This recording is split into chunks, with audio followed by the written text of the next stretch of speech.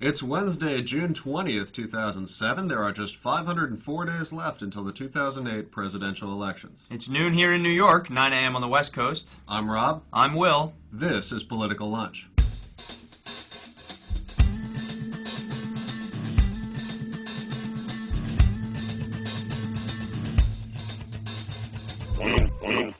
Welcome back to Political Lunch. Today we have a tale of two mayors from a little town called New York City. First, the bad news. The chairman of Rudy Giuliani's campaign in South Carolina has been indicted by a federal grand jury on charges of cocaine distribution.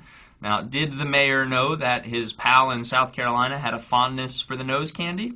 Well, probably not, but it hardly matters. Until now, Rudy's been leading in the Palmetto State, but I have a feeling that's going to change after this story unfolds. Now, the blogosphere has been tearing Rudy limb from limb on this one, and the internet is usually a relatively forgiving place, but in case you're wondering how the whole "my campaign manager is a coke dealer" thing goes over online, all you have to do is type Giuliani, South Carolina into the Google blog search tool, and here's what you'll find.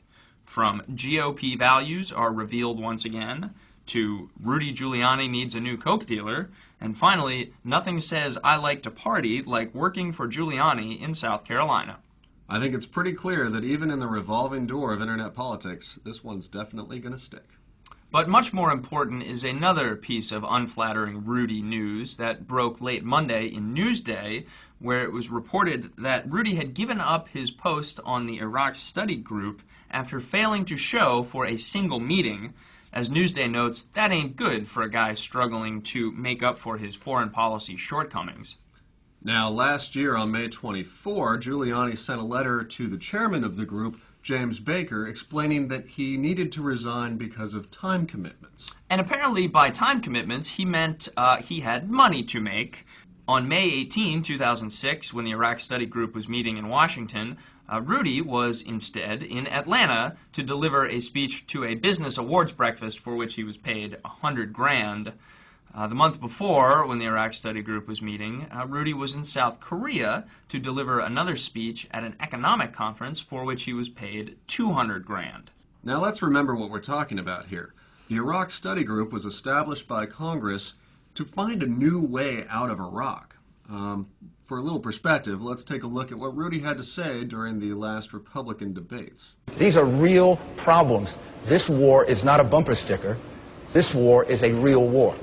Now, I've been thinking about this all morning, and I can't come up with a reason not to be pissed off.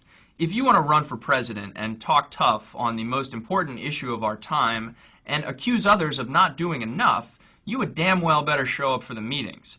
And when you're asked to help find a new way forward in Iraq, a way that will hopefully prevent more U.S. troops from losing their lives, and you decide to line your pockets with speaking fees and shill for your political allies, words cannot describe such a callous dereliction of duty.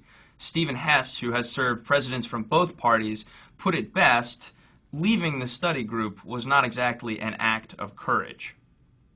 Now, the other mayor of New York City has just announced that he's left the Republican Party and registered as having no party affiliation. This has naturally generated a lot of buzz online about his potential as a presidential candidate.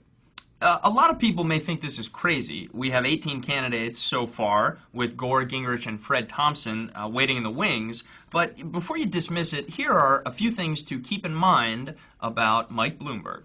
Now, first, Bloomberg's war chest is already larger than any of the other candidates. He spent $150 million plus on 2 mayoral bids. I'm sure that he'll be spending at least that on a presidential bid, and it won't hurt him much. And also, Mike was a Democrat before he was a Republican, and in 2001 said New York City should eliminate the party system from elections. He's socially liberal, fiscally conservative, and may have a relatively broad appeal for the moderate swing voter that's so critical in these elections. Now, don't forget about Ross Perot. Perot was actually ahead of both Bush and Clinton in the summer of '92. Take a look at this story from June 11, 1992. He was handily beating the two of them.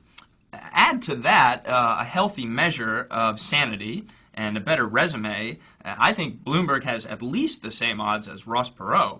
Now, here in New York, we love to hate our local leaders. I mean, it's practically a little local pastime.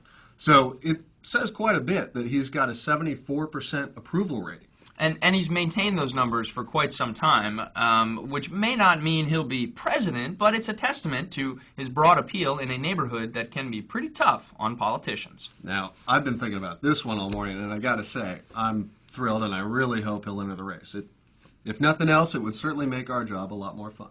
Now, speaking of outsiders, Mike Gravel has been making quite a stir over some of his online videos and also his controversial interviews in general.